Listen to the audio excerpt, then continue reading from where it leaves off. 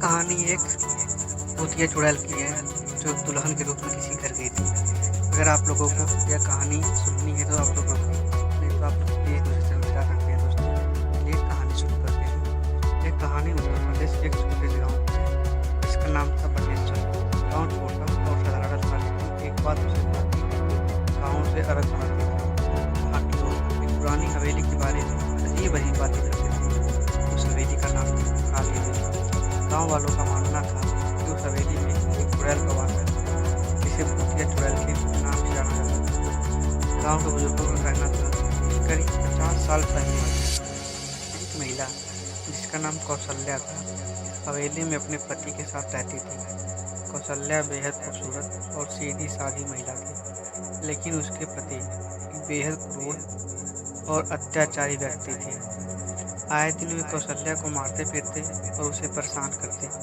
एक रात कौशल्या के पति ने उसे इतनी बुरी तरह मारा कि उसकी मौत हो गई, लेकिन उसकी आत्मा को शांति नहीं मिली।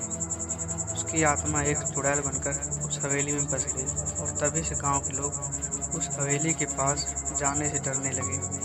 वक्त बीतता गया और लोग धीरे धीरे उस हवेली से दूरी बनाने लगे।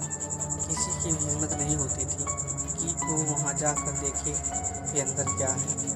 दिन के समय तो लोग हवेली के पास से गुजरते, लेकिन रात के समय कोई भी वहाँ नहीं जाना चाहता। ऐसा माना जाता था कि रात के अंधेरे में चुड़ैल हवेली के चारों ओर घूमती और जो भी उसे देखने की कोशिश करता वह कभी वापस नहीं आता।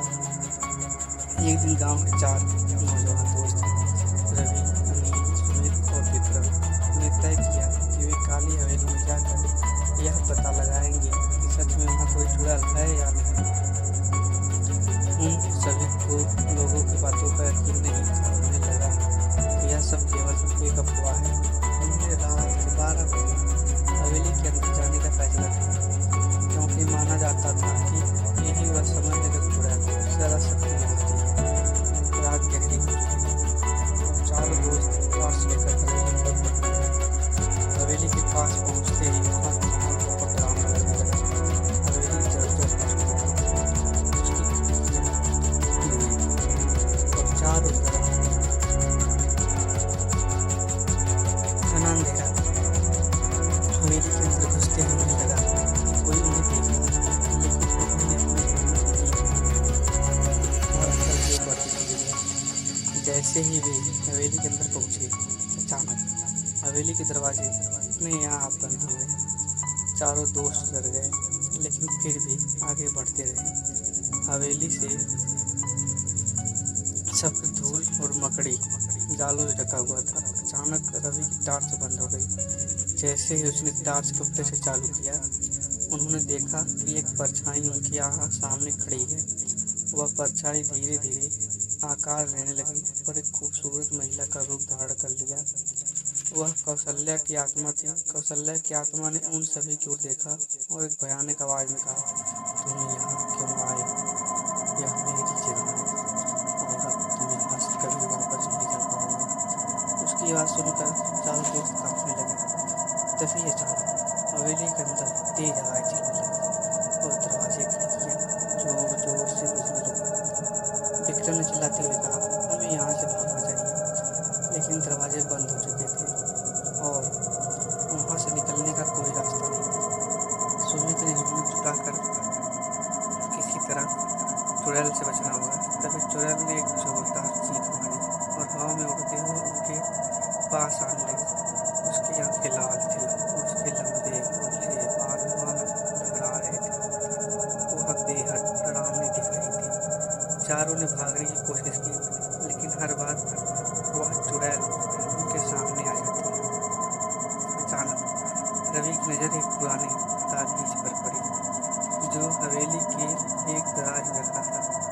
गांव में मान्यता है कि यह ताबीज बुरी आत्माओं को रोक सकती है। रवि ने बिना समय गंवाए ताबीज उठा ली और चुड़ैल की ओर बढ़ा दिया। ताबीज देखते ही चुड़ैल की चीखें और तेज हो गई और उसके शरीर में आग की लपटें उठने लगी। कुछ ही पलों में वह गायब हो गई और हवेली का दरवाजा अपने आप खुल गया।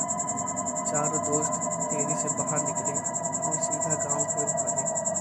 जब वे गांव पहुंचे तो उन्होंने सबको अपनी आप बीती सुनाई। गांव के लोग उनकी बातों को सुनकर और ज़्यादा डर गए। कुछ लोग मानने लगे कि चुड़ैल सच में थी, जबकि कुछ लोगों का मानना था कि यह केवल उनका वहम था। लेकिन सच चाहे जो भी हो, उन चारों दोस्तों के लिए वह रात एक भयानक अनुभव बन गई। उन्होंने फिर कभी उस हवेली की ओर नहीं देखा और गांव वालों ने हमेशा के लिए उस काली हवेली से दूरी बना ली। उस दिन के बाद से काली हवेली के पास कोई नहीं जाता था। कहते हैं कि रात के अंधेरे में आज भी कभी कभी वहां से चुड़ैल की चीखने